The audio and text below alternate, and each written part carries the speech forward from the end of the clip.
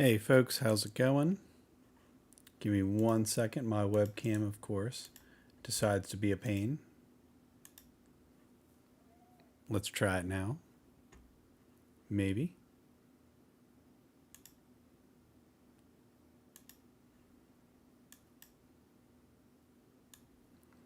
See, there's always a problem, isn't there? Let's try to get it back up and running, shall we?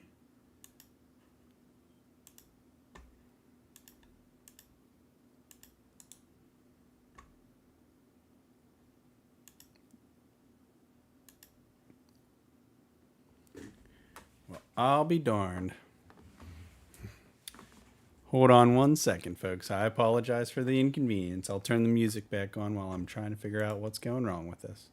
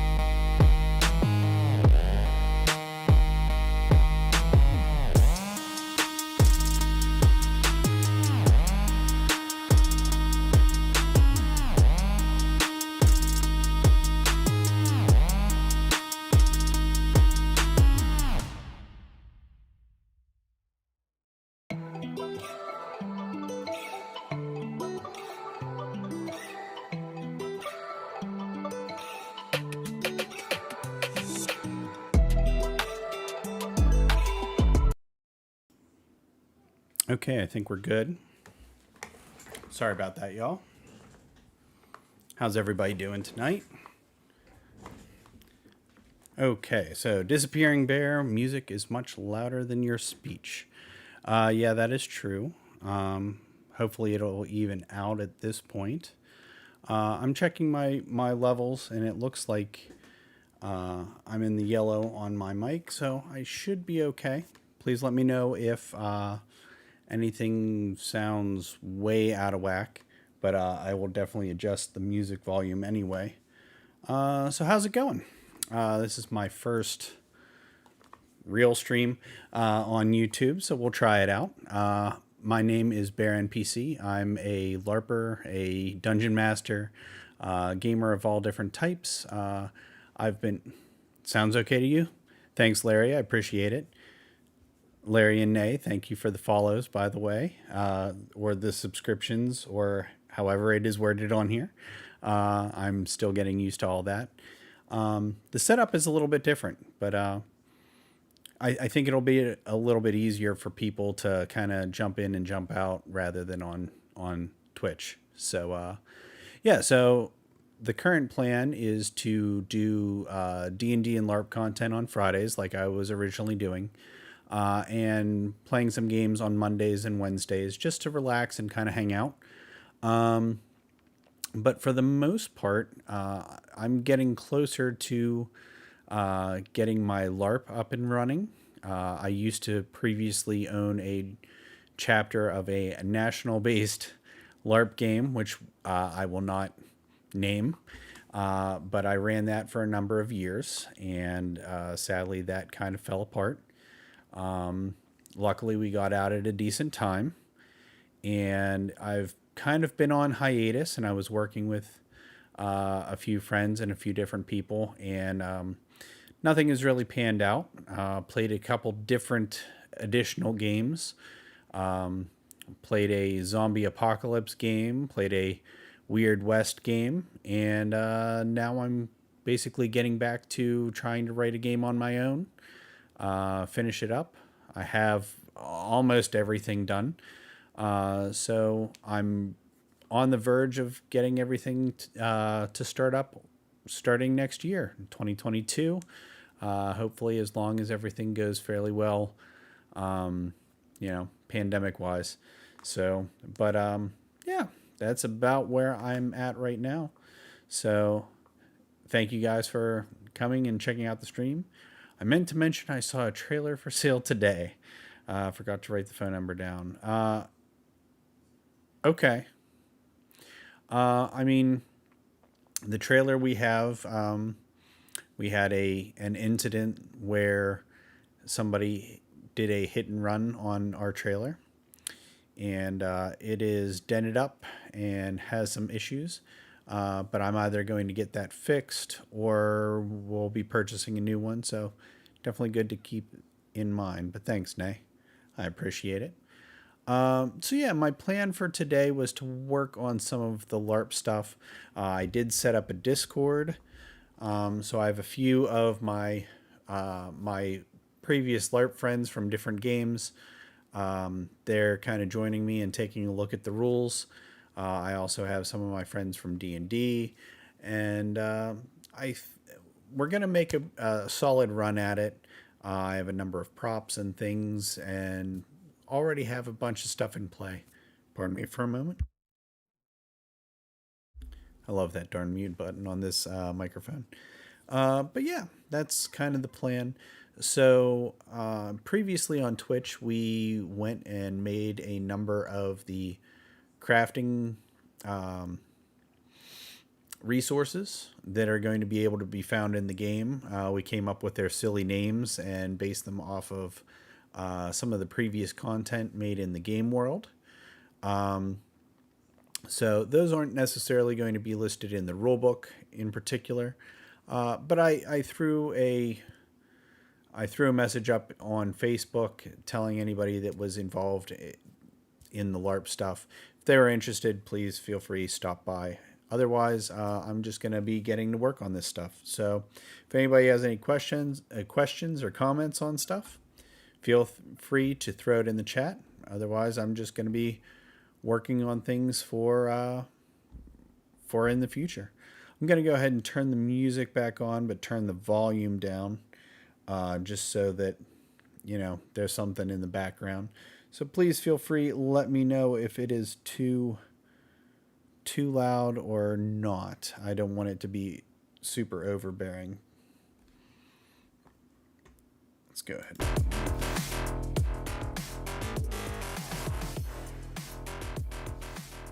I want to make sure the levels are good. Tell her I love her too. Okay.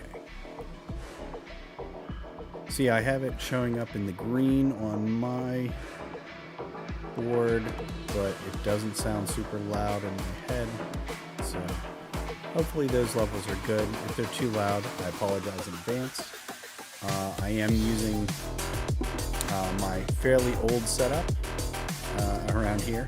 I'm starting to see the limitations of it. I have a lot of stuff plugged in, and it's been kind of difficult to get things up and running, but we'll make it work.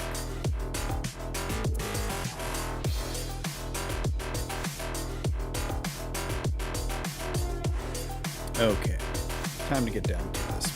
So let me go ahead and I will change scenes here and get to work. Okay, that's the component list. I don't need that up. I'm going to Bump the music down just a tad. You got it. I can't hear it at all at this point, but that's okay.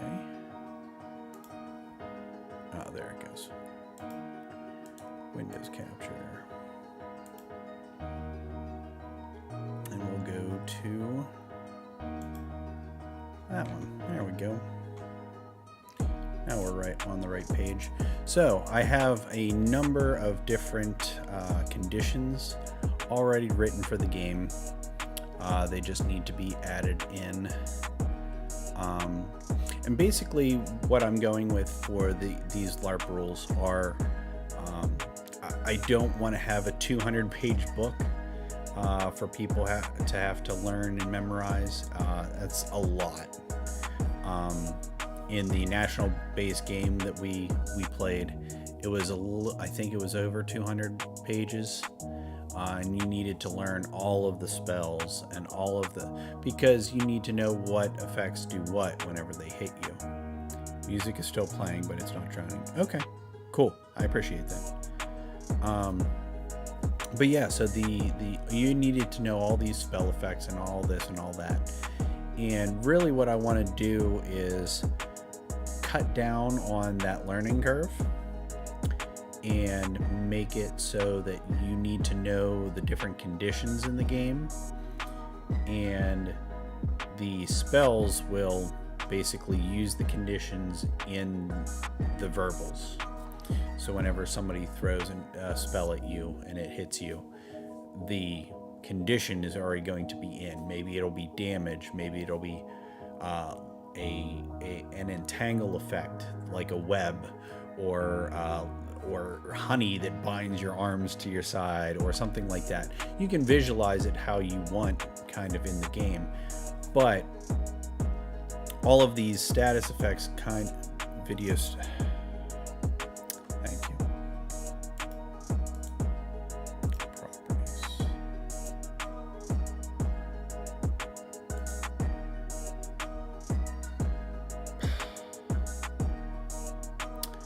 Okay.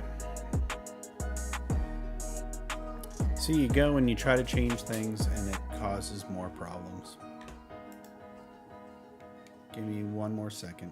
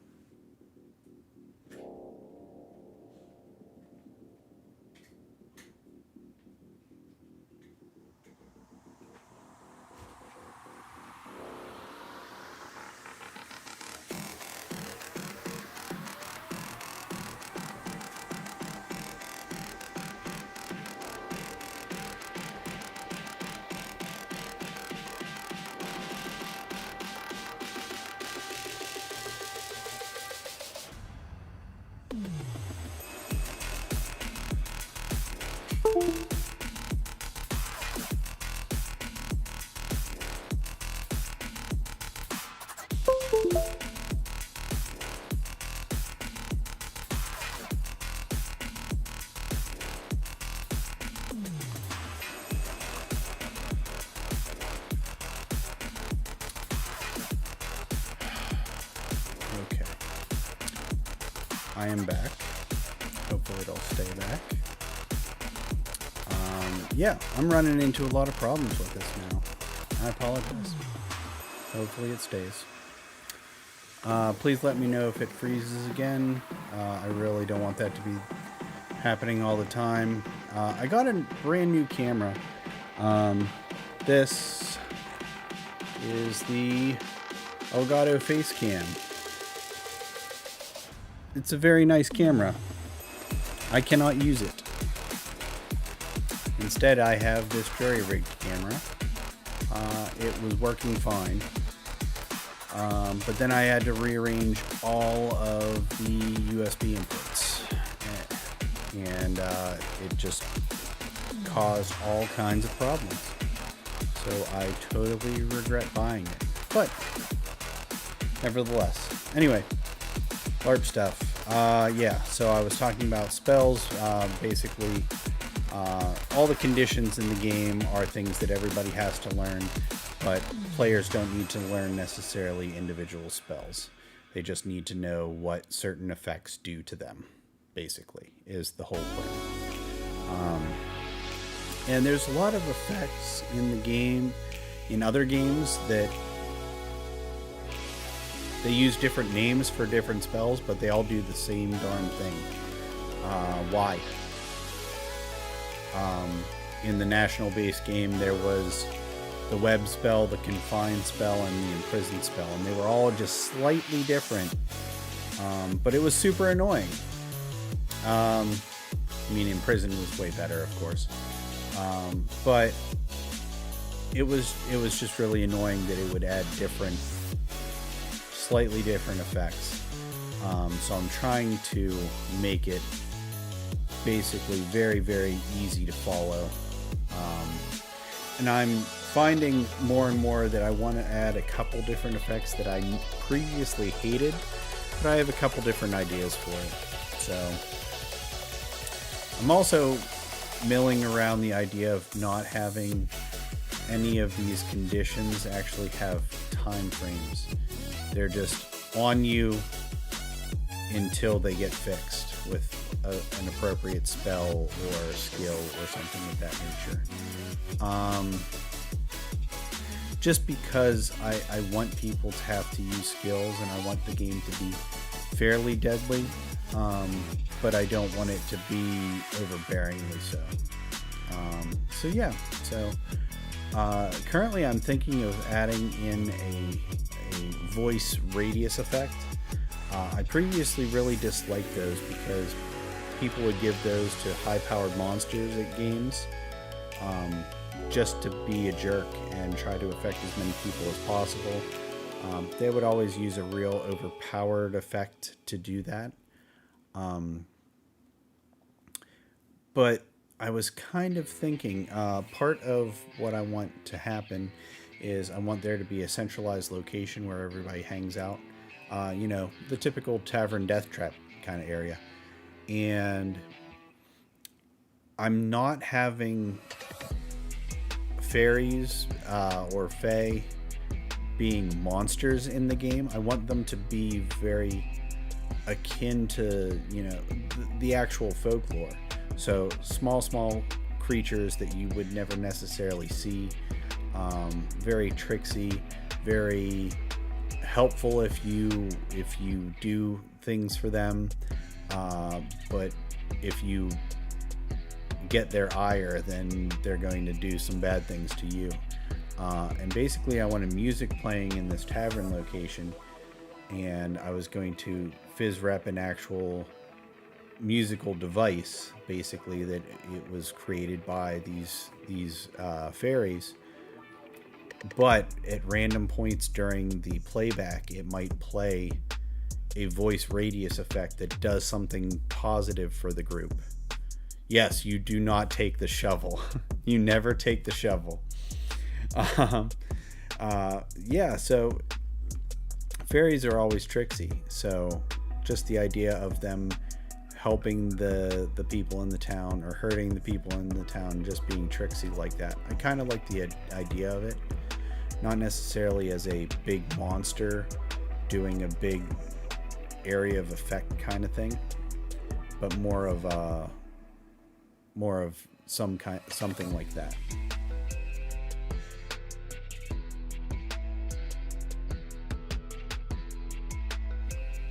Additionally, I've decided on which monsters I'm using for the game. Previously, I was going to use goblins, undead, and orcs. But I was trying to differentiate the orcs and the goblins, and that's a lot of green on green. So I found these really, really cool undead cat masks, so I'm going to be using those for gnolls instead of the orcs. And the orcs are just going to be a PC playable race. So part of what makes gnolls really, really cool is they're very, very vicious, and they basically they are always hungry, and ravenous, and so they don't mind chewing on people if they drop them. And so the thought process of a pack of gnolls dropping someone and then like gnawing on their limbs while they're down on the ground is just very evocative, very cool for a game. So the thought process of adding a wither limb, maim, that kind of effect to the game really makes sense for me. And I'm thinking of the best way to do it. I currently already have like a destroyed effect in the game. I also have a broken effect. I don't want it to mimic bleed. Bleed is very, very difficult to get rid of and very damaging.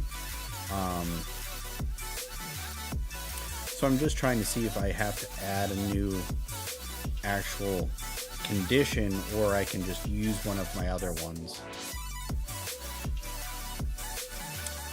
Or Secret Option 3, reworking one of the conditions so that it will work for the game for that intent. So might as well just go through them while I have people here. So Berserk, you are enraged and you can't control who you're fighting against. You're just seeing blood red and just attacking people willy-nilly. Bleed, you're constantly bleeding and you can't be healed at all unless they remove that effect first. So it can be super, super deadly, especially in the middle of a fight. And you also can't bring people back to life if they're under the bleed condition. So it's not something that's going to be used a lot, but it is a pretty cool, serious effect for sure. Broken. I have a lot of weapon breaking / destroying effects in the game. So the broken condition is if it's a weapon and it is broken, then you only deal 1 point of damage whenever you're swinging it. Previously in the National LARP game, we had an effect, a disarm effect, so you had to throw your sword. But then some jerk people would step on your latex sword or your good weapons or stuff like that, and then break them, trying to get them away from you. And I really, really disliked that, and it just made me really, really angry. It happened to me once, and I was not pleased. I didn't have a latex weapon. It was a handmade weapon, but even then, it's just really, really irksome. So instead of having like disarm effects, things of that nature, I thought broken was a good way to deal with it, because then you take it back to a weaponsmith, they fix it, they repair it, and it gives something for the economy to do. It's not something that is very, very time consuming or resource consuming to repair a broken weapon or shield or armor, but it just takes time, so there needs to be that trade back. Shields, if they are broken, every time it is struck, you take 1 point of damage. And then armor that is broken loses all of its armor points, period. So yeah, I think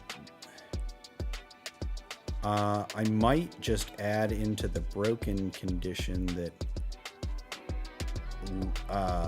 just added an addendum saying that limbs can be broken and they can be repaired under X, Y, and Z ways. That would be an easy way to handle it. Next, we got Charmed.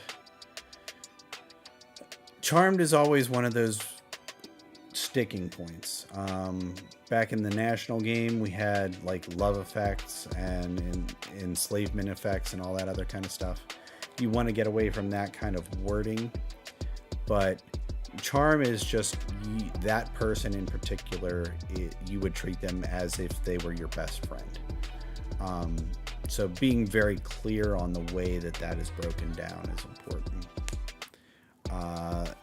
The target will listen and follow most suggestions if there are things the character would normally do for a friend, such as protect them, share information, lend basic items, and attack hostile creatures if they are unknown to the target.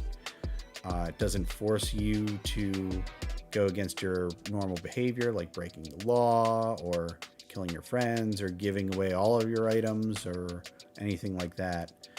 And the charmed person doesn't remember being charmed after the duration ends or when it's removed.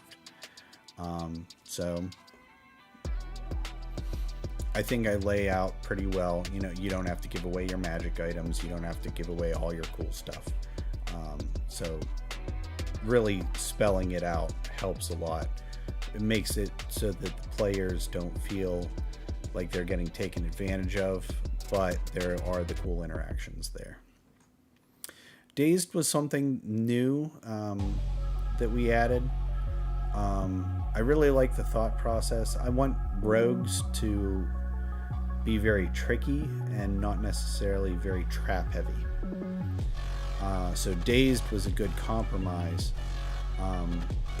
It very much mimics an effect that was in the national game called Forget It Well, which made you forget the last certain amount of time. There were two different types: Forget-Me-Nots and Forget It Wells. This is a nice way to deal with it. Basically, the target is so out of it, either you hit them upside the head or magically induced or whatever. They just kind of stare off into space and they don't remember anything that happens during it.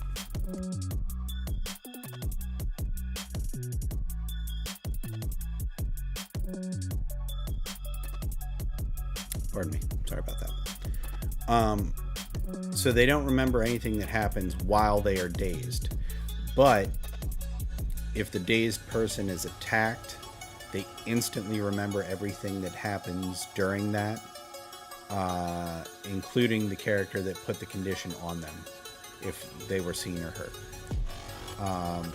Super cool, because if you don't harm them at all, then they think they fell asleep for a minute or just zoned out and whatnot, and there's no way to regain their memories once the whole 10 minutes has happened. So really cool kind of tricksy effect that rogues or people can do to NPCs or PCs to get away with doing something shady but not promote player versus player killing people and that kind of thing. More of a tricksy way to deal with it. Dead, that's fairly understandable. Whenever you're dead, you lose 5. You take a certain amount of time in which you can be possibly saved by a spell that restores life and things like that. And if they are dead for 5 minutes, then they lose one of their lives, and they become a spirit, and they go to resurrect. That's fairly common in most games. How we're going to handle resurrection, I'm not 100% sure yet. I have a couple ideas. Some games do full scenes for people. Other games have it so that PCs tell stories to them. I need something that is not NPC heavy. So maybe there will be scenes for certain deaths, or if there are deaths on a very rare basis. But we'll see how things go with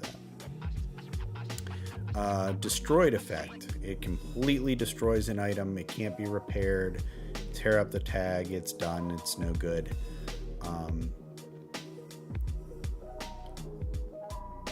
It's one of those things that I'm thinking maybe I will take the destroyed effect and make it just a more rare thing, that it is strictly for breaking magical items and whatnot.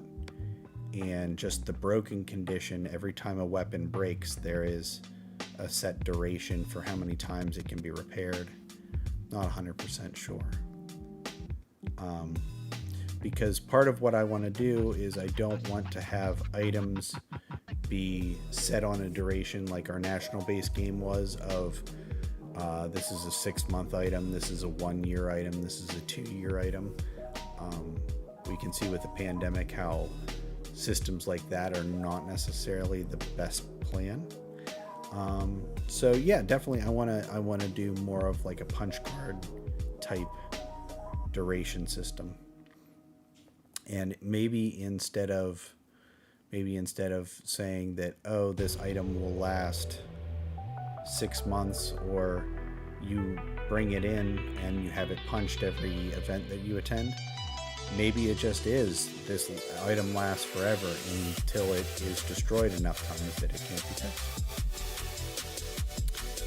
Distracted is very similar to Dazed, but you actually have to role play with the person to cause this distraction effect. There's a diplomacy skill in the game where you force somebody to be distracted by discussing things with them. So the target of this condition is distracted by the character that used it, and while the character is speaking with the target or keeping their attention, the target must only pay attention to the distraction. The target does not hear other people talking unless they are part of the conversation or act. The target does not see anything unless it is about the character or others taking part in the conversation. So yet again, another thing a rogue could do to kind of trick their way through an interaction. Dominate, very similar to Charm, but it is definitely more of a force thing. Target views the character that dominated them as their best friend. This target will listen and follow all suggestions and orders. This will not change their normal tendencies or tactics unless specifically ordered to do so. The target can be ordered to do anything.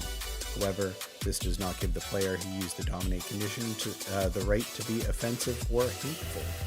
If at any point any player is uncomfortable with how an interaction is going out of game, a check should be called and a staff member contacted once for everybody's safety. This is basically to make sure that we don't have any of those love 9, love potion kind of creepy people taking effect on things. And dominate is not necessarily an ability that a player has. It's more going to be a monster ability or a spell. But it's one of those things that we want to make sure we're policing our own, that we're providing a safe environment for everybody. Dying is when you're bleeding out. You aren't dead yet, but you have to count the time. It is a minute until stabilized or until healed. Yeah. Some of the wording in here is definitely going to be changed because I've changed the medic type class. So we'll see how that goes. Yeah. So, let's see what else. Elemental. I'm only having the 4 typical fantasy-based elemental types: fire, ice, stone, and lightning. They're very, very commonplace. I mean, almost all fantasy games use those 4 in particular. The target of these conditions may take the amount of damage set along with it. There are some creatures or effects that may allow the target to take double of the amount of damage, take no damage, or be healed by the damage. So yeah, if you hit a fire elemental with fire, they're probably going to get healed by it. Entangled. This was one of the things that I thought the national game did fairly well, except for they had spells that basically mimicked all these effects. They should have just used one. So Targeted, this condition becomes immobilized and can't be used for game skills. Tangle is usually limited to right foot, arms, and body. So it's just a spider web or something sticky or something like that that prohibits movement. A greater undead, they're healed by harm effects and harmed by heal effects. They're sentient undead. Harm, it deals damage. That's pretty much it. Heal, heals damage unless otherwise noted. Hex, targeted, this condition takes double the amount of damage from all sources or until it's removed. We had in the national game curse effect. Some people don't like that term, and I'm not particularly fond of the curse thought process either. Hex is fairly similar, but I'm just trying to make the differentiation between games. Hidden. There were certain effects in the Weird West and the Undead game that caused people to be hidden even if they weren't, actually hidden from you. I kind of like the effect in certain aspects. So like hiding a weapon on your person, or hiding something so people can't steal it. Effects like that. I like that kind of thought process. Knockback and knockdown, both fairly understandable terms. Knockback, you have to take 5 steps away. It's fairly self-explanatory, but it breaks certain effects that require your feet to be planted. So it's a super useful kind of thing. Knockdown, you have to drop to one knee or falling flat onto the ground for at least 10 seconds. Total jerk move. I love it. Poisoned. Poison and bleed are very, very similar, and the only difference was the time duration. And the poison creatures take double damage from all sources. I really, really like that. But basically, it is just being hexed and and bleed all at the same time. So I'm not sure if having separate status effect for it would be useful. You could just have hex and bleed at the same time. Silence, can't speak or cast spells. Okay. Sleeping, fall asleep. Okay. Slowed, can't run. Cool. Spirit. Being a spirit makes sense. Whenever you are dead, you have to walk to wherever you're going to resurrect. Unblockable. The target of this condition must take the effect of any damage or condition attached to it when struck with weapon blow or range projectile. That was called massive in the national game. I really don't like it being overused, but there are some things that should be that. If somebody's throwing boulders or stuff like that. I want to keep that as a valid option, so I wanted to have it in the rules, but I don't have anything necessarily that would use it very often. Unconscious, undead, hey, you're an undead, and weakness, you're clumsy when you attack and all of the damage that you swing is reduced in half. Yeah. So ultimately, I want to add the voice effect to this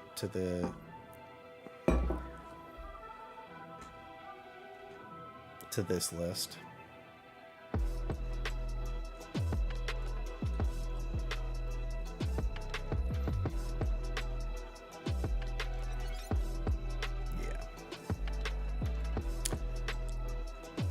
anybody out there has any questions or comments or whatnot, feel free, ask away.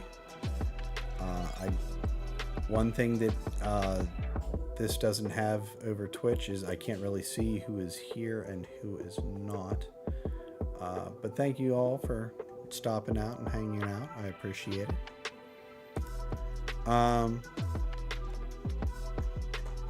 Unless there is a way to see that. Nope.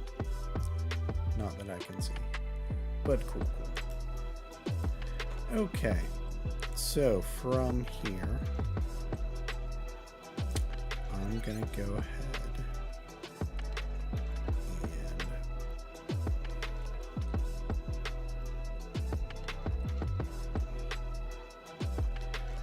I'm going to read through all these and see if there's anything that needs any changes based off of the other wording right now.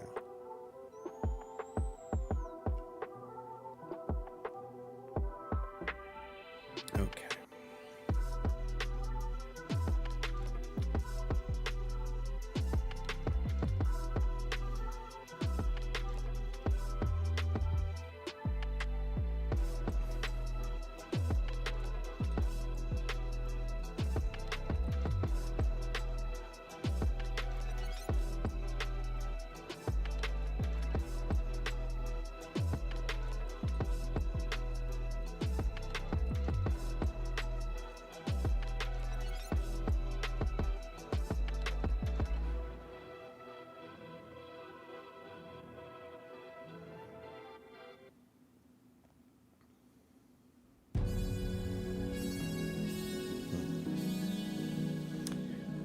See, I know that the direct combat list has a break weapon effect, so let me just check here. Yeah, break weapon.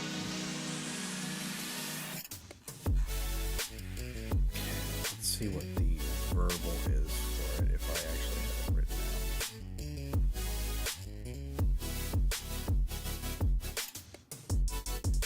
Break weapon. This skill allows a character to inflict shattered. Yeah. See, I changed wording on it.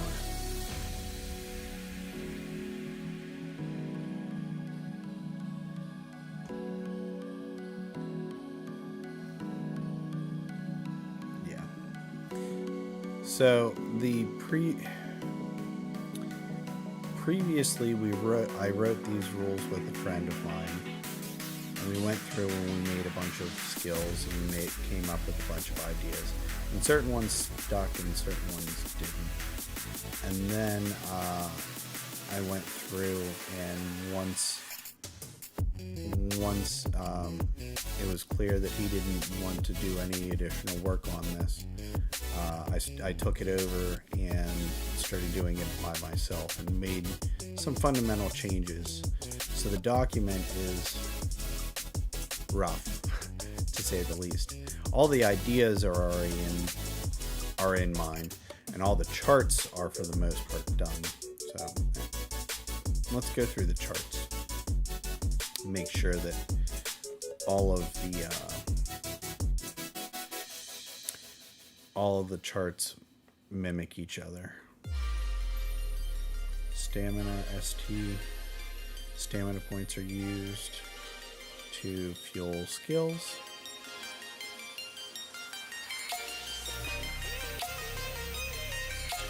Character points. Lineage bases.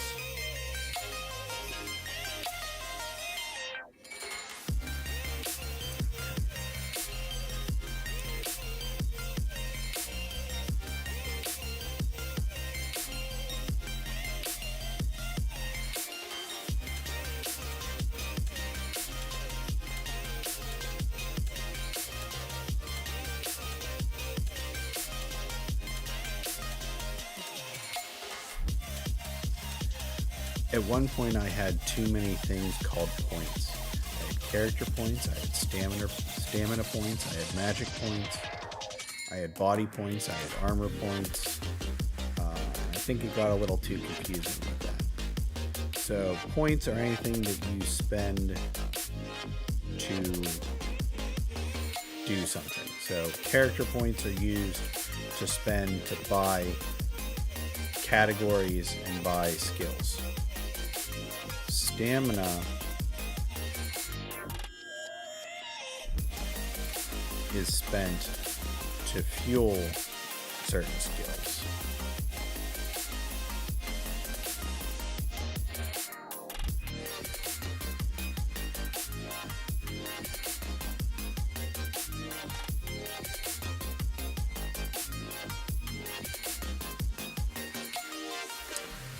That should really be written the other way around.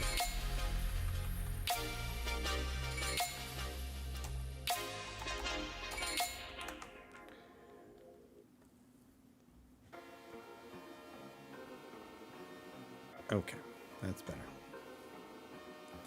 Character starts every game with their max ST and may use ST to fuse skills. Known as ST cost.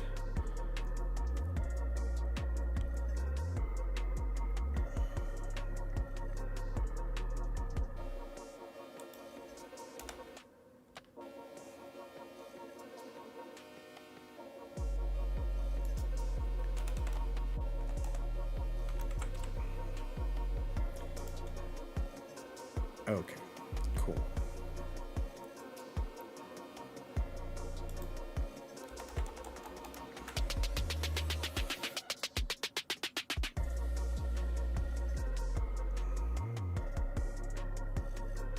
Okay.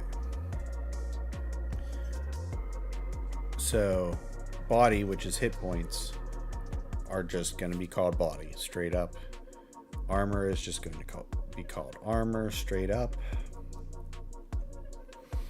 Okay. The Dwarven lineage, you can buy a number of different skills. Family stockpile. You gain currency at check-in. Take coins out.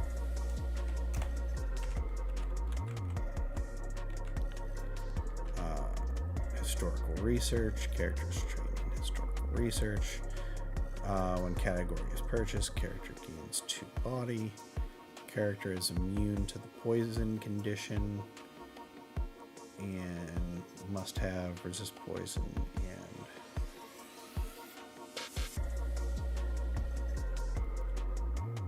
X number of CP in Dwarven category to purchase. Okay.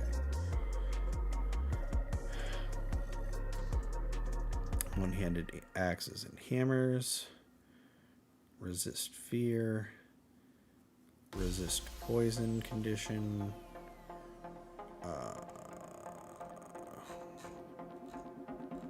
What was the end result?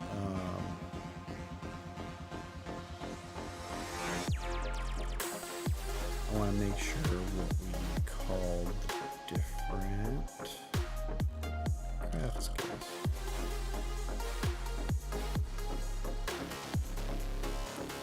It's academic, alchemy, forging, enchanting.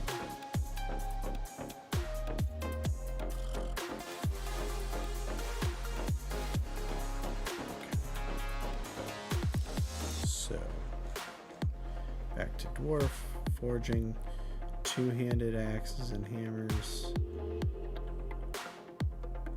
Okay.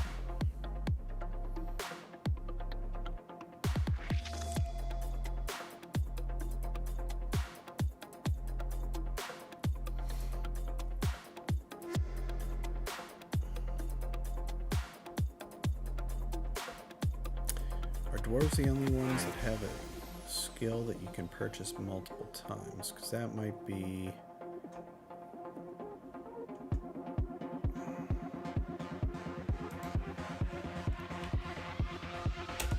We're gonna go the...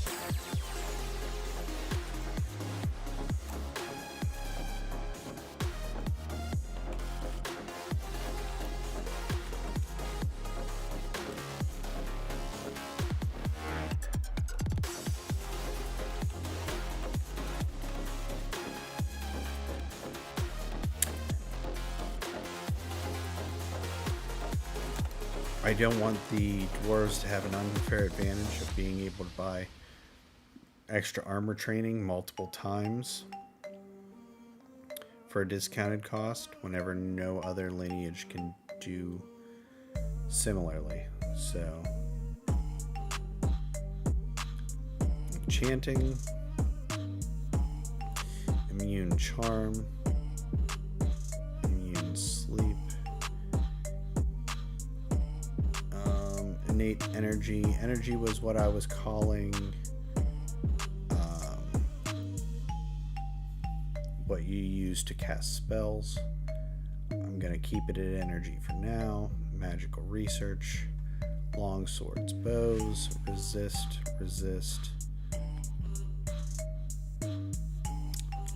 stealth in wooded area.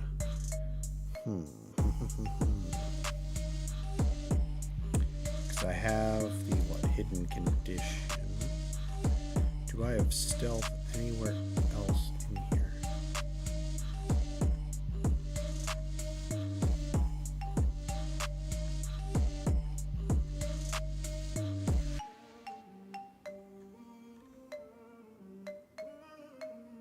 I do.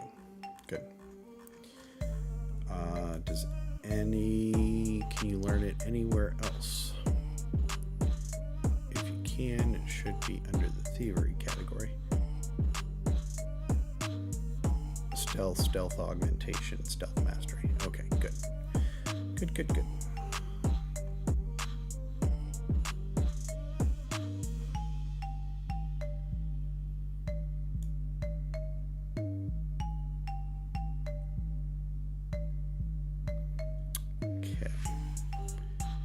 Back up to the top.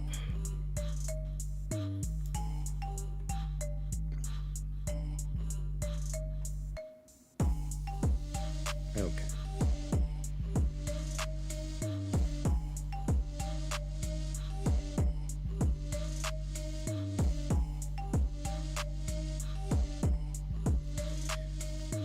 Okay.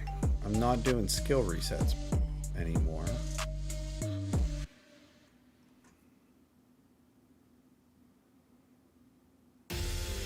So do I do it one use per event?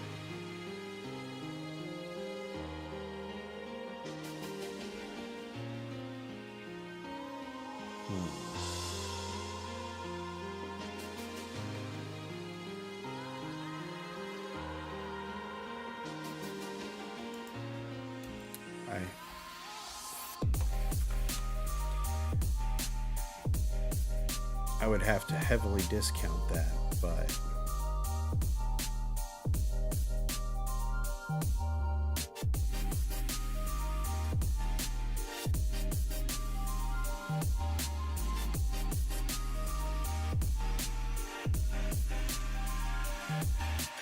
each of the other lineages has a once per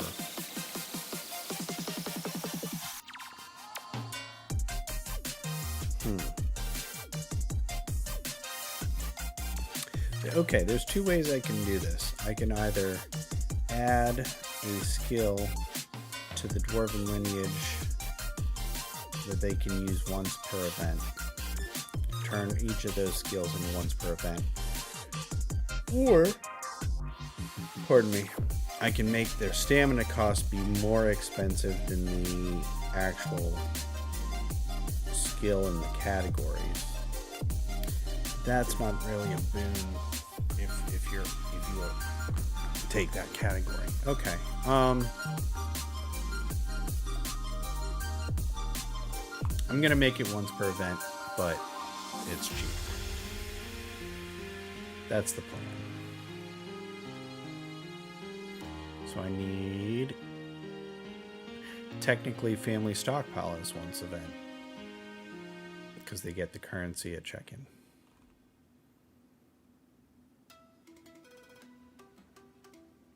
Okay. No, that makes sense. That makes sense. That was probably where my brain was on that.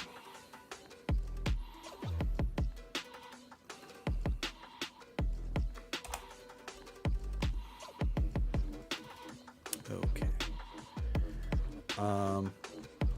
Overall, that's good.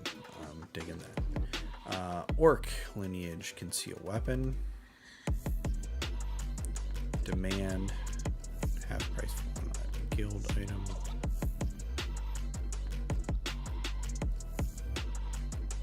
Harvesting is staying the same. So in previous games, if you searched a bad guy after you dropped them, you found whatever they had on them.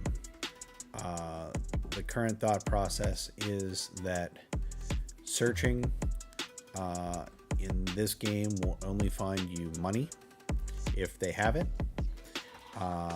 If you use the harvesting skill, you find something on their person that is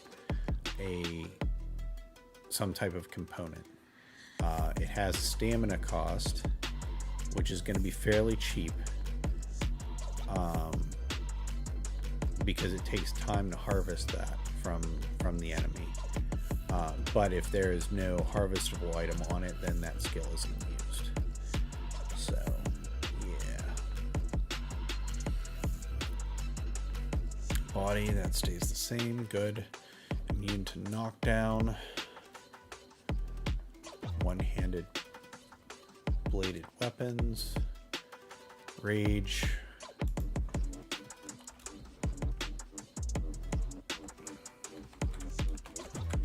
Only one use per event.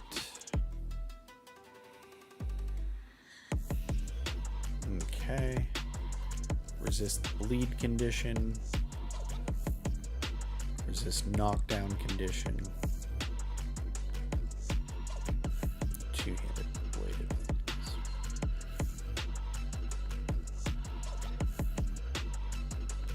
Okay.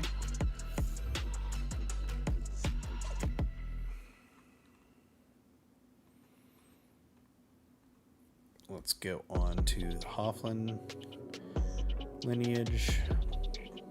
How come I have that there?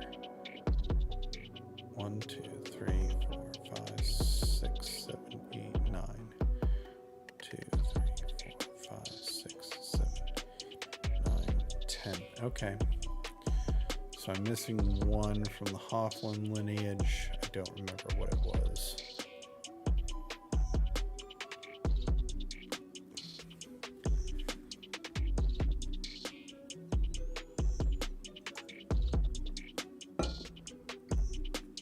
Resist and immune entangle are super strong. I love that idea. Remove poison, super cool. Thrown weapons. Weapon and shield. Weapon and weapon. 2 weapons. 2 weapons. Okay.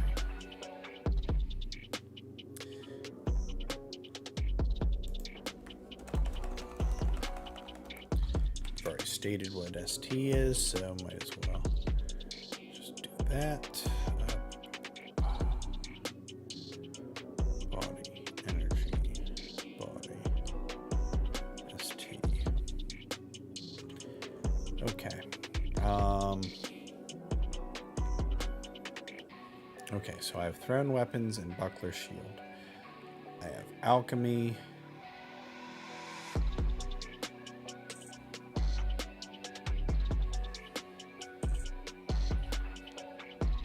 I have a resistant immunity.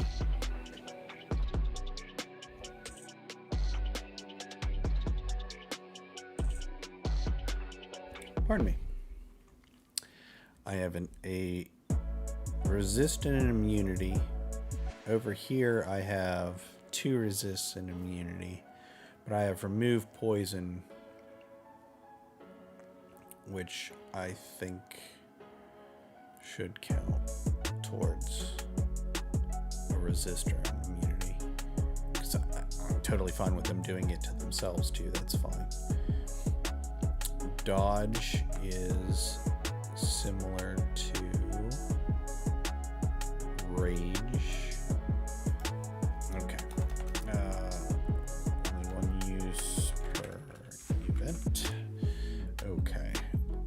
Diplomacy for distracting targets.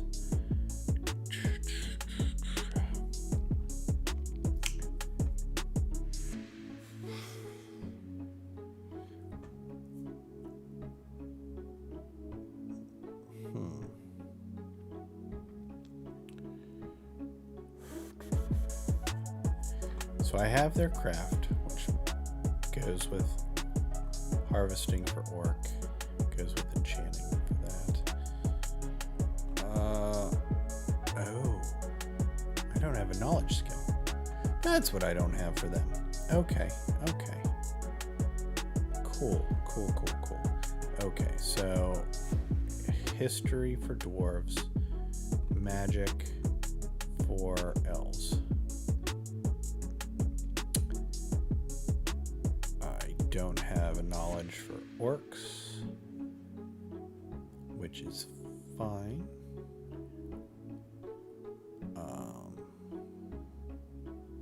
Because they got demand and conceal weapon, which are weird but cool.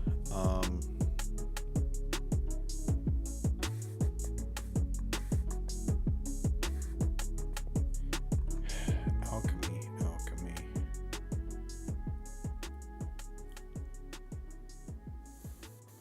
Enchanting. Forging.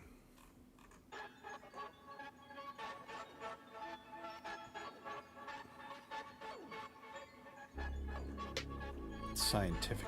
Okay, so what other research sets do I have?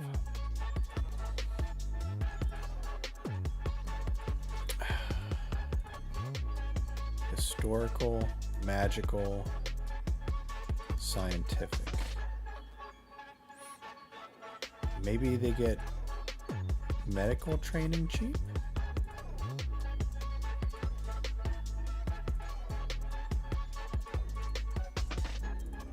Yeah, why not?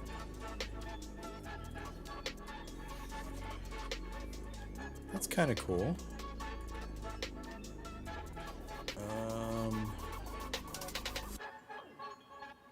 Or gathering.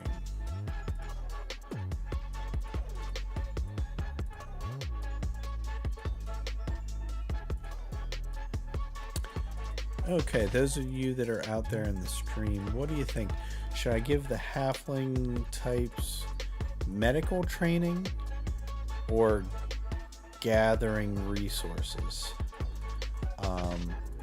Because basically the way I have it right now is the dwarves have history,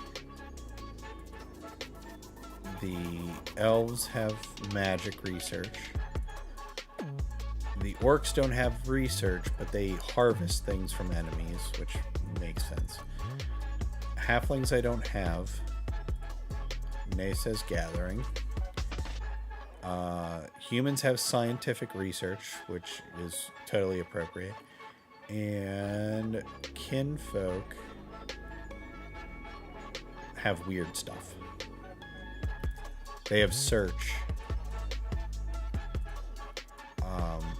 But their stuff is weird on purpose because I have to mimic different animal things.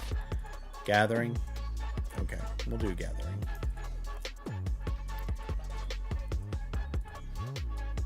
ABC. Cut.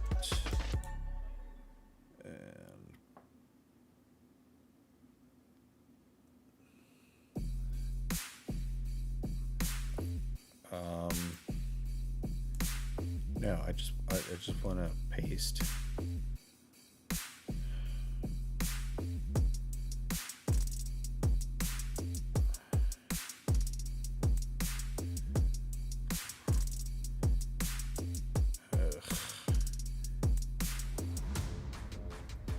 Search is sent. I'll explain it whenever I get there. Oh, that's the one.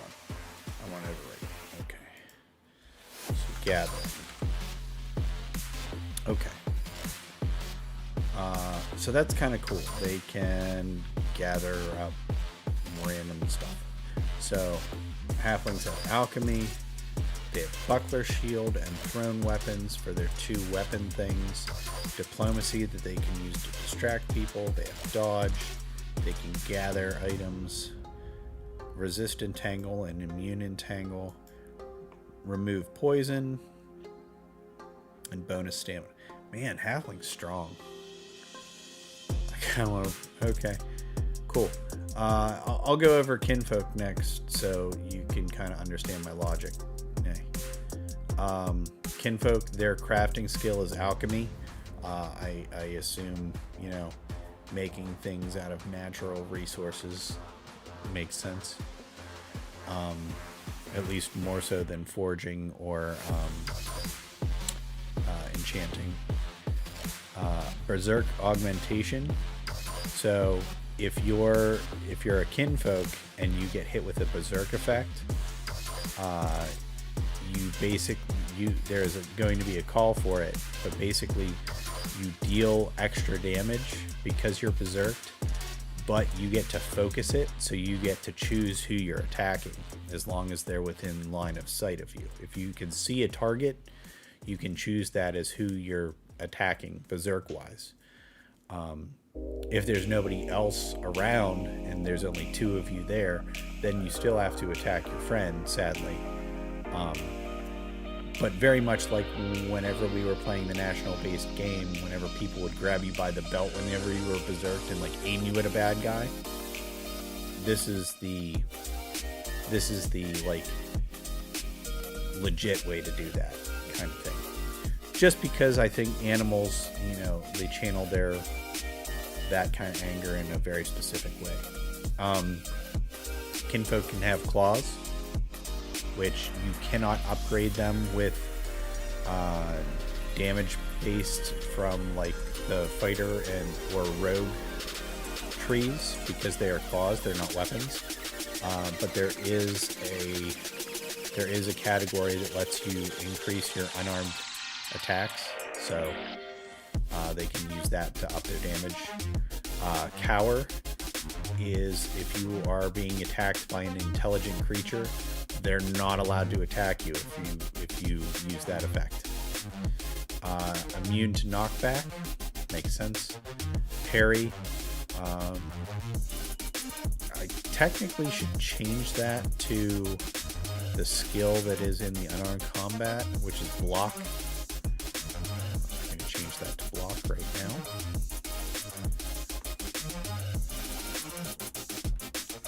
I might need to reorganize my alphabetical order.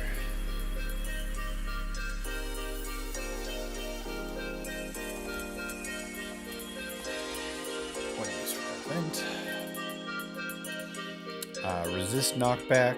Search. Character can use their heightened senses to gain information on a module or area. So basically,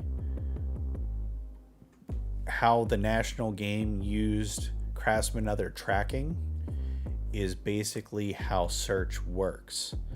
You go up to, you spend your stamina points, you go up to a marshal before or after, well, no, search has to be after a module, and you can use the search ability to, let's say I hit a treasure chest on the mod and nobody found it, and a kinfolk uses the search ability. I will go and literally point out the box, the treasure chest, or something like that. I'm also okay with if nothing comes up in the search, the player doesn't use the stamina.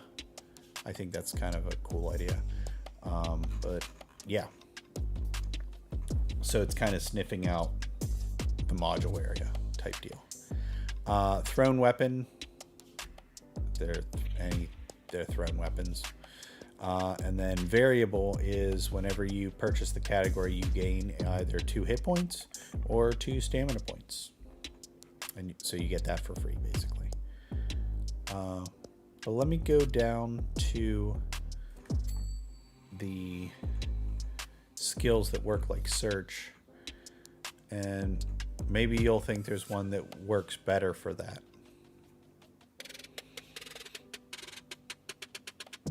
because I have that under academic. So analysis lets you gain information on a specific item.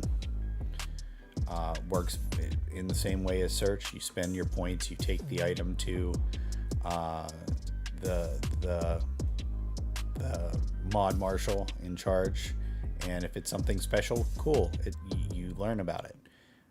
If not, you get your stamina back. Consultation. Character may gain a hint or reduction in the difficulty of one on a puzzle. So if I have, some kind of puzzle or something out there, yeah, go ahead and do that. Cower, I already explained. Deduction, gain information on a specific person. That has to be an NPC, I believe. Historical research, information on previous events. Magical research on magic and its uses. Scientific research on technology and scientific items. And search is gaining information on a physical location. So yeah, that's why I said that that's essentially like tracking.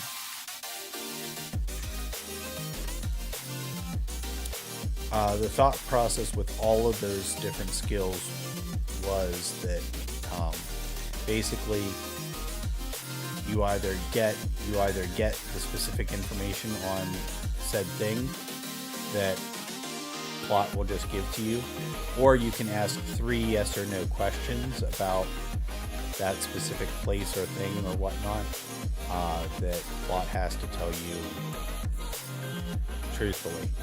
And if they don't have the answers to your questions, then you don't spend the stamina costs. But all the stamina costs on these should be super low. I'm already going to put them at 1.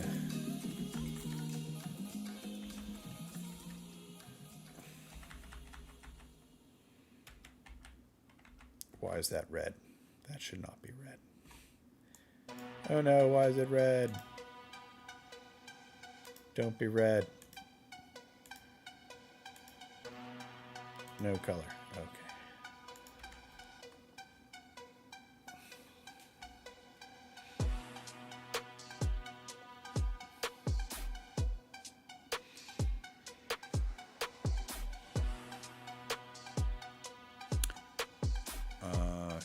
Cower should not be 1.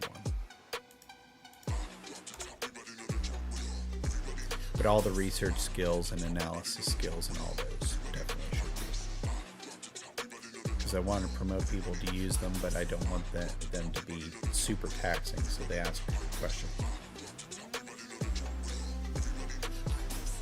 Okay.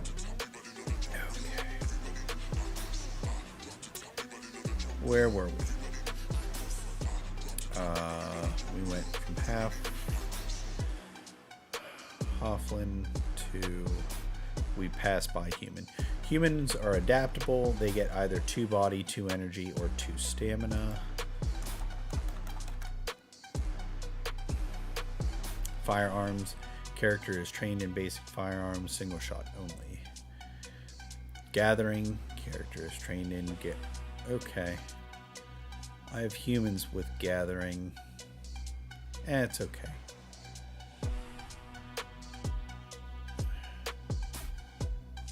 Maybe I should give them medical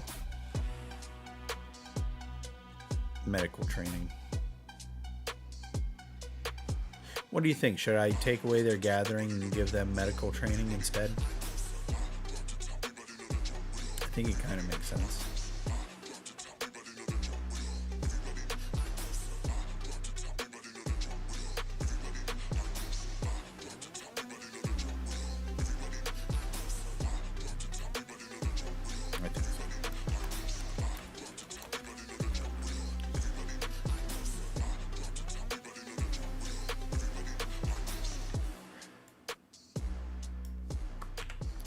That.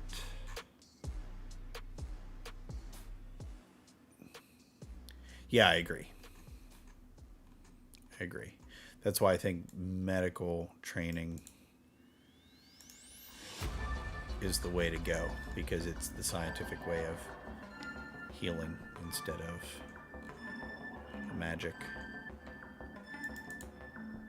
And paste and turn off the highlight. Cool. So I put it in the wrong spot. That's okay. So, adaptable firearms training, medical training, Noah guy. Noah guy's kind of cool because you actually RP. Oh yeah, I know a guy that has this rare component. It doesn't necessarily get you said component, but you know a person that has it, so it might lead to a mod to acquire said item. Scientific research, and any particular weapon of choice.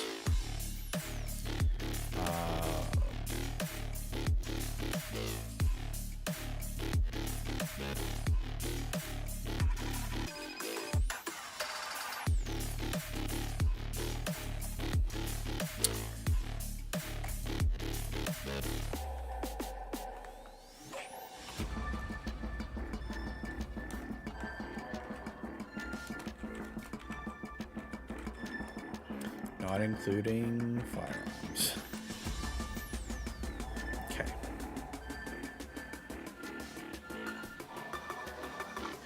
Because they already would learn firearms here. Okay. So that's all the different lineages. Direct combat. This is your typical fightery style. Ambidextrous. You can swing additional damage in both of your hands. So if you have the augmentations to any of your damage, what would be a weapon prof in the national LARP game, then you can swing that damage in both hands, rather than having two different types of weapon increases, one for your right hand, one for your left hand. Break weapon. You break somebody's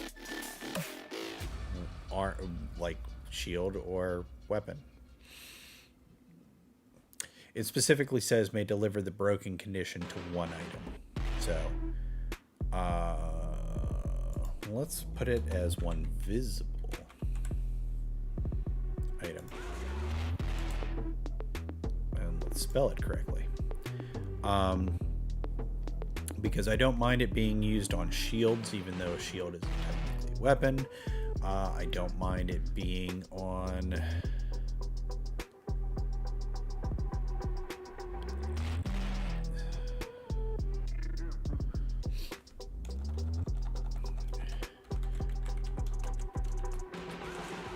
let's just change it to one weapon or shield. No. No, you cannot. That is the boon of having claws. But you can have... Well, no, I take that back. A person's limbs can be broken, but you cannot break them using the break weapon ability. Other things will break limbs.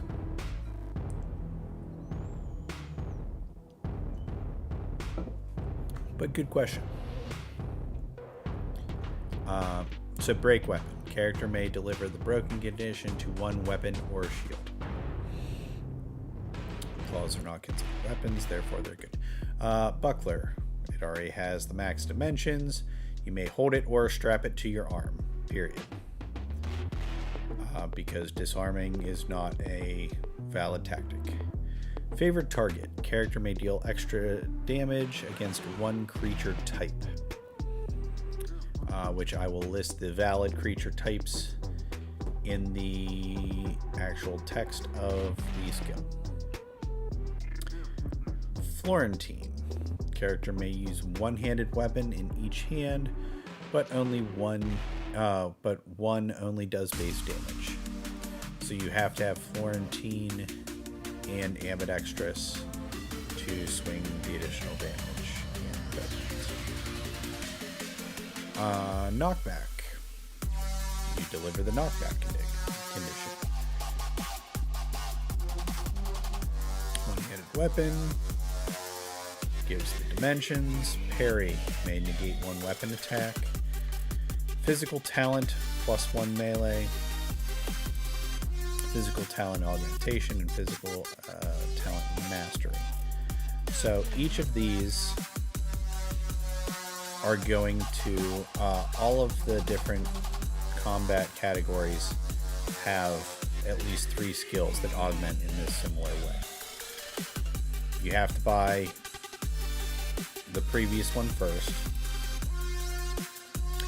and you have to have so many points in the category before you can buy the second and before you can buy the third. It's basically our way to make sure that, you know, people don't just go in and buy the damage upgrades super fast. You actually have to focus and train in the category.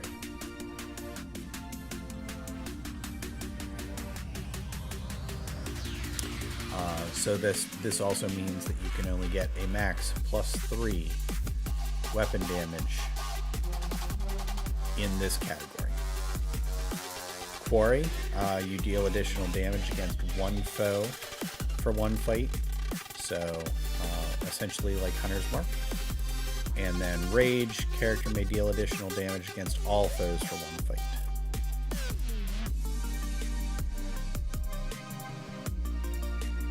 Ranged weapon, crossbow or bow, gives all the dimensions on all that stuff. Shield gives the dimensions.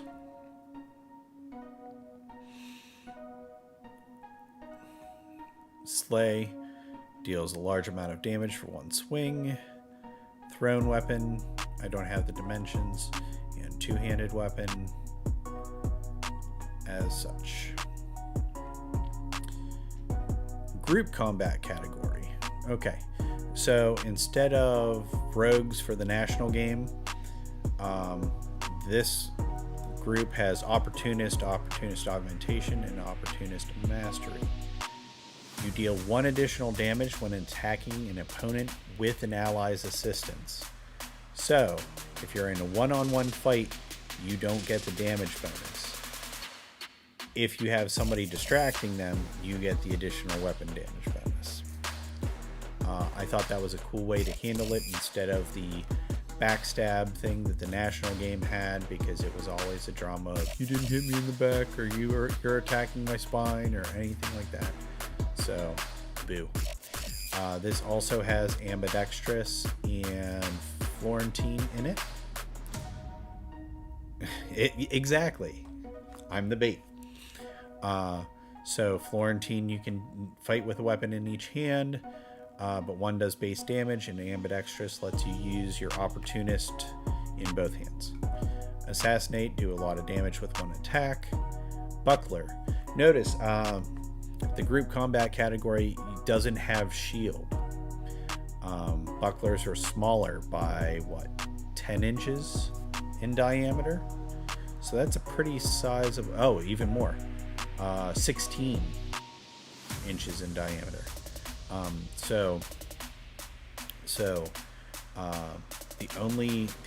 If you want a shield, you have to take the direct combat line. Otherwise, you have to take a buckler shield or no shield at all. So I think that's kind of cool. It definitely differentiates the different categories.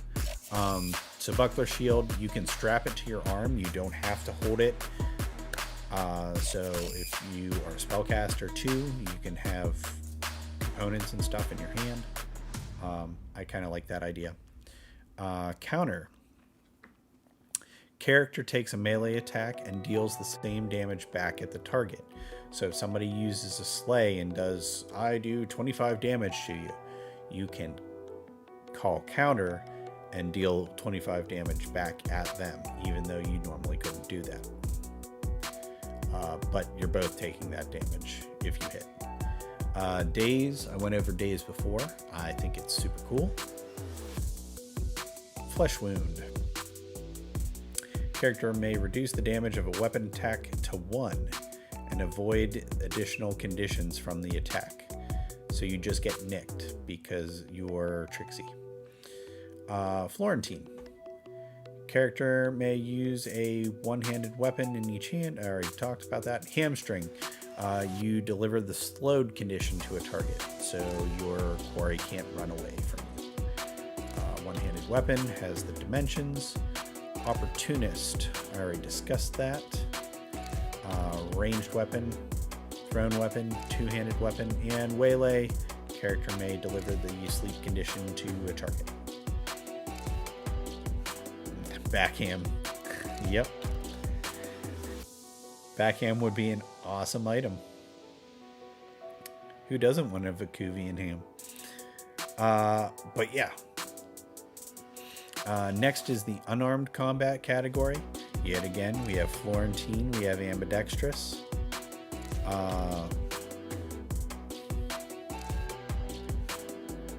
I should.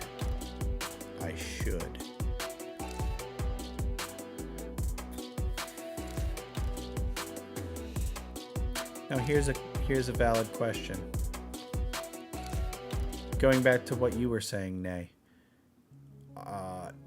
Technically, the way I have this worded, Claws would not get to use Florentine and ambidextrous, but that doesn't make any sense unless I reworded the skills.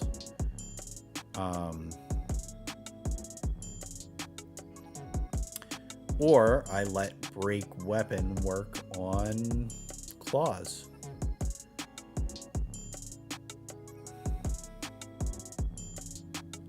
I think I'm going to let break weapon work on Claws. Because I'm already going to have a way, I said earlier in the stream that gnolls are going to be able to basically nom on people's limbs and cause them to gain the broken condition.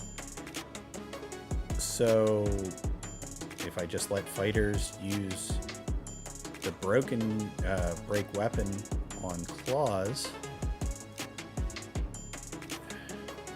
well, I have here, I'll show you in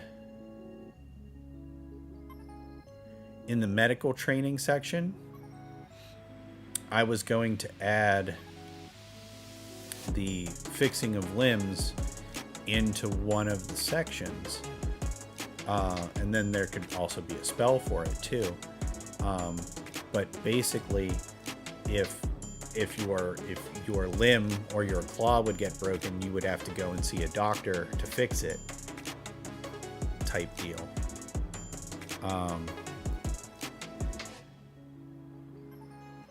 Interesting.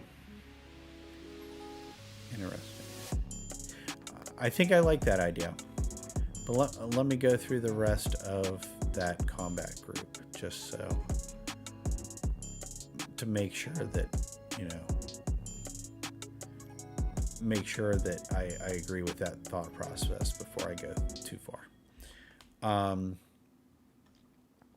So in unarmed combat category, there is block, which negates one weapon attack.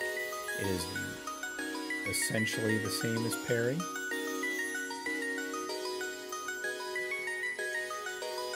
At which point, why don't I just have parry here?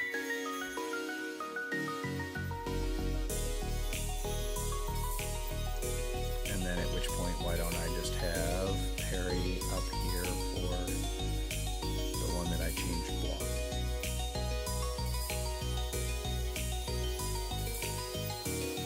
Where is it? Does it work?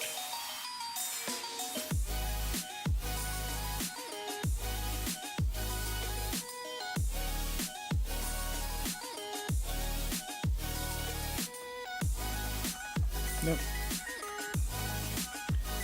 Just changing it to parry.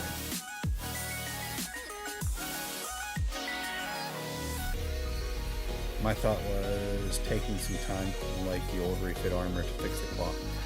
Yeah.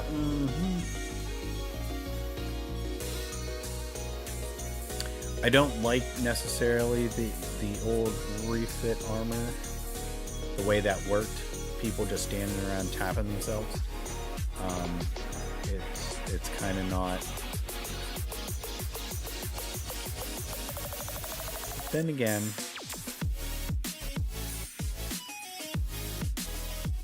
it would be kind of interesting because to fix, yeah,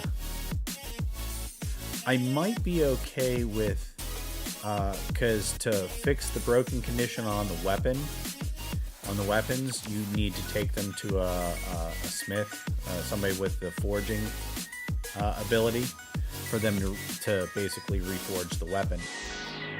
I might be okay with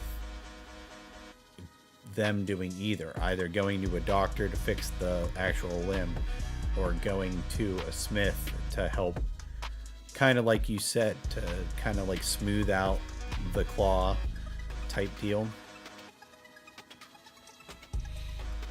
It could work either way. Okay, let me go back to this. Cast another manicurist. I like that. Okay, so fighting prowess. Oh, breakthrough. Character may deliver a weapon attack that cannot be blocked with shields. So basically, it is you're hitting them in the shield so hard that the shield is buffeting into them, hurting them anyway. I kind of like that. That thought process.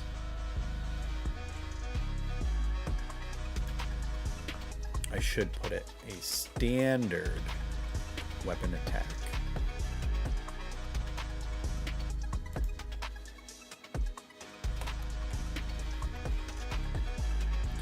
May not be used with other skills.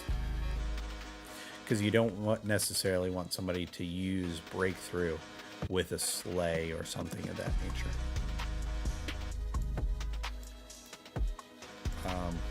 Or do I? Something to keep in mind. So I will mark it.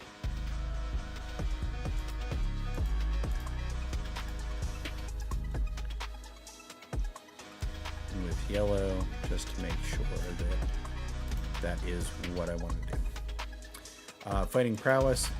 Deal 1 additional damage while attacking with claws or brawlers. So even if you don't have claws, you can fight with brawlers, which are basically white dagger-sized boffers that represent you know, basically bare knuckle brawling someone. But the claws deal more damage than punching. But if you want to be a guy that punches things, you can be a guy that punches things. Florentine normal grapple. Character may deliver the entangle body condition to a target while holding the target with 2 claws or brawlers. So basically you are holding them there so that they cannot escape you.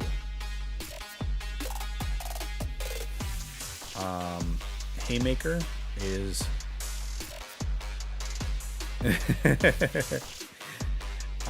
Haymaker is basically the slay for bare knuckle or claws. Intimidate. Character may deliver the fear condition to a target. Grr. Arg. Pain tolerance. Character may negate the effect of a condition until the end of a fight. So yeah. At the end of the fight you gain that condition, but if you can basically hold off the pain of it, it's pretty cool. Strength augmentation and strength augmentation and strength mastery. Yeah, right. The strength skills are basically going to be the way to push past barriers or things of that nature. I had a big system set for that. I don't know if I'm going to keep it or not. And if I don't keep it, then I'm going to have to add 3 more skills to this list.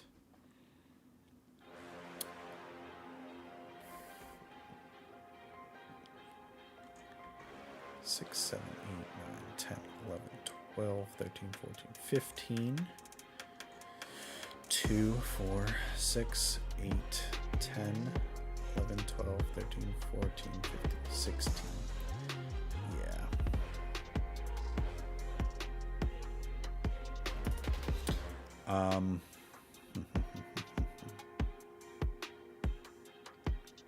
Okay. I'm going to keep the strength stuff. Oh, strength is also going to be what can bust you out of grapple and entangle and stuff. Yeah.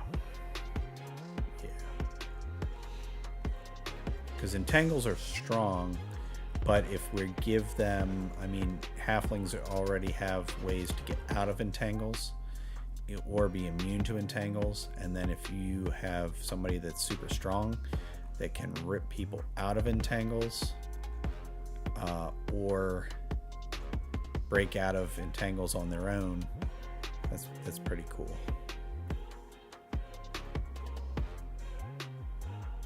And knocking down doors and stuff like that. Okay. You froze for a moment. Okay. That's okay. I'm okay if I froze for a moment and then came back. That's infinitely better than what it could be. Okay. Let's see where we're at. Next, thievery category. Black market. That's going to be one of the only ways that you can buy items from from sources that aren't other players. It's going to be a certain black market list, and it's going to be first come, first serve, basically.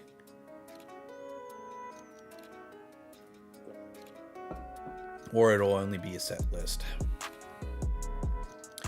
It was audio and visual this time instead of just visual. Oh, okay. So it must have been the whole stream kind of pausing for a second.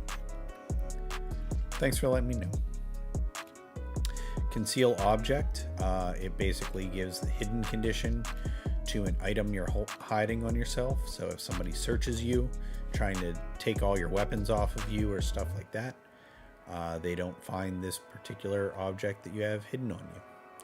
You have to mark it with like a ribbon or a specific colored thing so that out-of-game people can tell. Cower, yet again. Smart things can't attack you. Diplomacy, you talk at people and throw them off guard so they don't pay attention to what you're doing. Disguise. I like disguise. You actually have to bring in... Yes, secret pocket. It's exactly what that is. So disguise is kind of cool.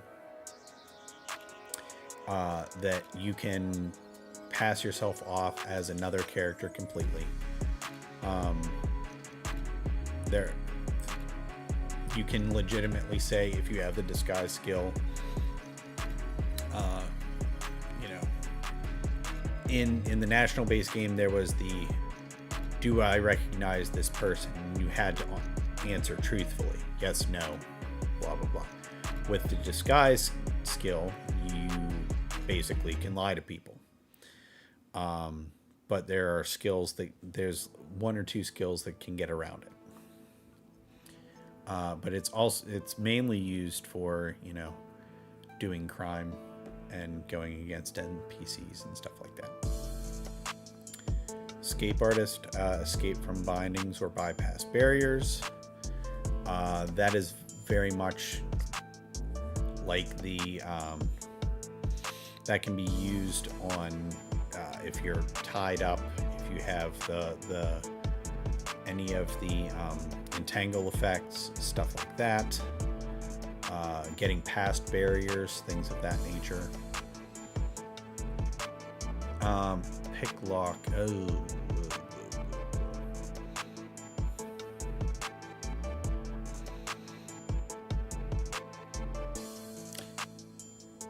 I'm not opposed to pick locks,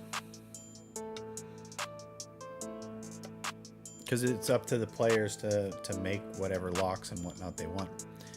Yeah, I'm still okay with pick lock. There's not actually going to be a physical lock for them to pick. It is just you can spend the stamina, and that's how much stamina you waste trying to bypass this lock. Pickpocket. Pick another character's pocket for goods. Probably use the safety pin technique, but it's going to be very specific. You can only steal basic components or money. You can't steal items. You can't steal any crafted item or anything like that. Can't do it. It's only for base goods and stuff. That way people feel less angry whenever their stuff gets stolen, but it is still useful. Poison use. You can poison food and drink. Normally you can't. Stealth. So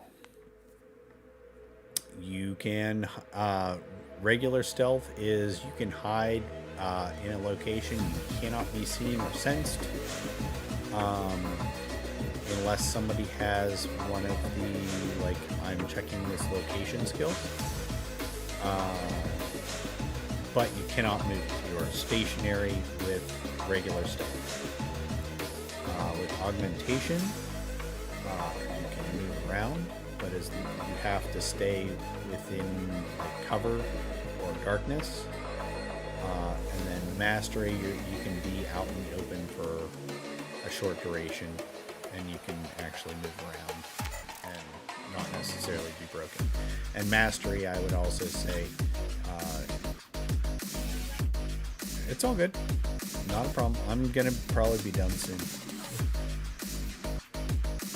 I'm guessing in about 10 minutes I'll be done, because I have delivery tomorrow. Yay! Yeah. I'll probably have it so that mastery cannot be sensed by the other skills, but the first two can. That would make sense. Checks and balances. And then Thieves Guild member, you're part of the Thieves Guild, so you can get certain... Cool. If you are a Thieves Guild member, you gain access to specific mods for the Thieves Guild. You can go up in rank in the Thieves Guild. You can get very much like noble title kind of thing. You can gain renowned in the Thieves Guild, and it gets you cool stuff. There might be a special list of things that you can buy, like poisons, which are illegal, and stuff like that. Merchant category. Cower, already went over it. Diplomacy, already went over it. Equal trade. So the merchant category is where you can sell and buy things. Mainly you sell things to the guild, and you get more money that way. Equal trade lets you trade one item for its value, so you aren't losing anything. Going rate, character may inquire how much the guild will pay for an item. Haggle, characters gain or reduce cost of a sale by 1 point of currency. It's going to be difficult to enforce that between players. So I'm going to have to put specific wording in there. But overall, it's not bad. I think it'll be okay. Holdings, you get money at check-in. So it augments in mastery, you get more currency. Know a guy. Already went over it. Super cool. Merchant Guild member. You gain benefits for joining the Merchants Guild. Maybe you can buy stuff for cheaper. Requisition. You gain free items from the guild. And supply. You gain production resources at check-in. So basically, there's the gathering skill, where you walk around for a set duration and you gather supplies from the wilderness and whatnot. Supply means you've already done so previous to the game, so you get these resources prior to the game, or you've acquired it through the guild, or however you want to roleplay it. Academic, I already went through all this. Medical training is basically the scientific way of healing and things like that. So the stamina cost for fixing these things are going to be super cheap, because you're going to need doctors after battles to fix things, because spells are going to be such a limited resource. Spells are instantaneous, so if you are entangled, you have a mage that can remove the entangle so you can survive the fight. But after a battle's over, you're more likely to go get a doctor to get rid of these different effects, because they don't use spell points, and stamina points are easier to come by. They're cheaper, and they use less of them. So yeah, there's the 3 different medical trainings. The Research Guild. Research Guild is kind of cool. I want this to basically be the historians. So if you learn information in game and document it and write it out so that plot staff doesn't have to, then there's a historical record of things that happen at game, or that players find out, or things of that nature, that other players can then, if they're part of the guild, can go and search and find and get more information on, and not necessarily have to do that research on their own. I think it's kind of cool. And if you turn in those things, you get paid for it. Surgery, I think, is super cool, because you can this uses our crafting system. So, pardon me. You might develop a surgery to give somebody, I don't know, let's say like undead arms, boost their strength or something. Maybe you're the first person to make a flesh golem using the surgery skill. Or maybe you want to develop werewolves, because werewolves don't exist in the game, so you might use surgery to figure out how to do that. Pardon me. Basically, you can make different surgical procedures. You can research them and develop them and do neat kind of magical, scientific kind of things. Craftsman, alchemy, you make poisons, gases, and stuff. Craft Guild, again, very similar to the other things. Now notice crafting has augmentation and mastery. If you take alchemy and enchanting and forging, then to boost it to augmentation and mastery, you only need one other skill. So it's kind of cool. But if you want to get all the craft skills, then you have to buy, all the separate things. Crafting theory works very similar to the other research skills. It is how to combine different crafts as well as different skills to do cool things. Enchanting is potions and scrolls. Forging is weapons, armor, and shields.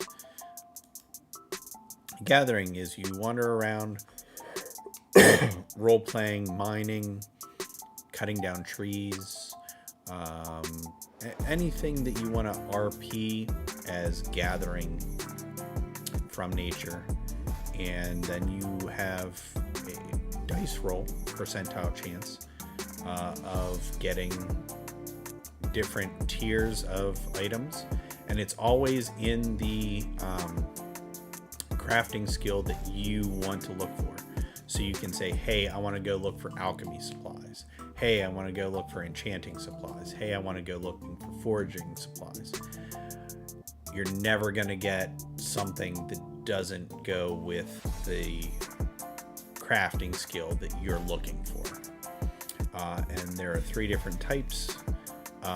There are the base crafting materials. There are, actually, let me just pull them up. Let's see. Properties. Wrong darn thing again.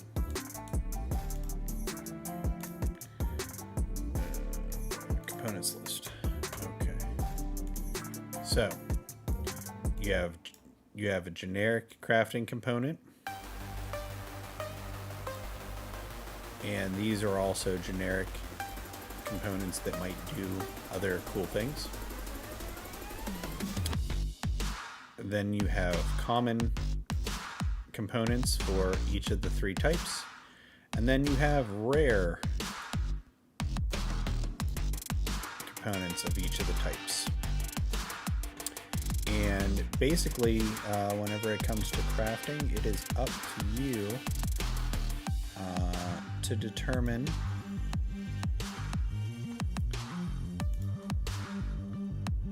sorry folks, hold on a second.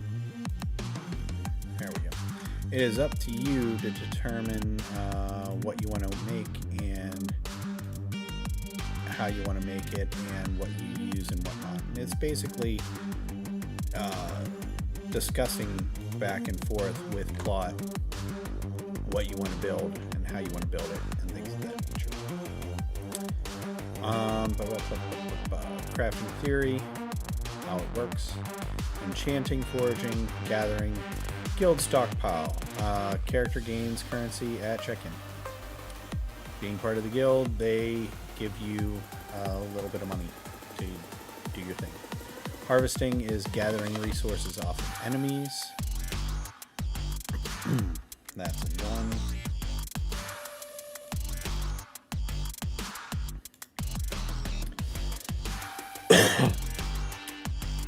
Technology crafting.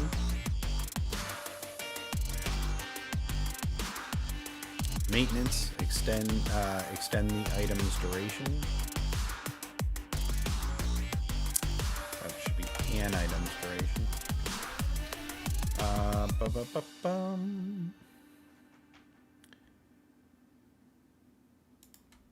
Okay. And then to craft technological stuff, you need to have at least crafting mastery in one particular craft. Then magic, we go with, let me see how much time left. Okay. I'll finish up the magic section and then we'll be done because that's the last one anyway. Energy, you buy basically spell points. Every time you buy an energy, you can pick a spell that you learn from a basic spell list that will be in the book. There will only be about, I'm going to say 6 to 10 spells.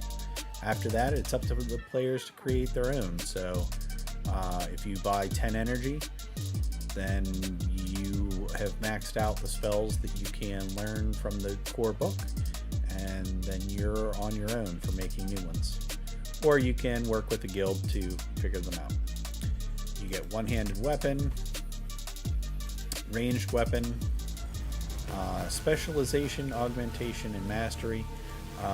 You can throw either fire, lightning, ice, stone, heal or harm damage, 1 point, 2 points, or 3 points an unlimited number of times. So it works very much like cantrips from the national game of you can do 10 elemental healing. You can do this as much as you want, no component waste, no nothing, but its max going to be 3 points. So you're not going to really be able to backpack the same way that we could previously, but you do have almost an unlimited amount of healing and or damage if you are a spellcaster. But it is very limited in comparison to the damage output from the melee classes. And then staves and thrown weapon. I don't know why I have those costs in here. That doesn't make any sense.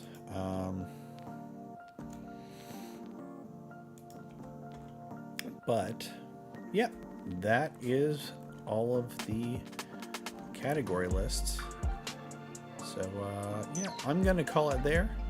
But thanks, folks, for coming and hanging out on this this super random ended stream. But I really appreciate folks coming and checking it out. Thank you for all the subscriptions and thanks and all the backing me up. I really appreciate it. If you have stuck around, please like and subscribe and all that kind of stuff that people do here on YouTube. I'm trying it out. We'll see how it works. But I'm Bear NPC. I'll see you guys on Monday. I'm probably going to see about playing some Minecraft, and if not, maybe play some Magic Arena. So I'm headed out. Thank you very much. Have a great night, folks.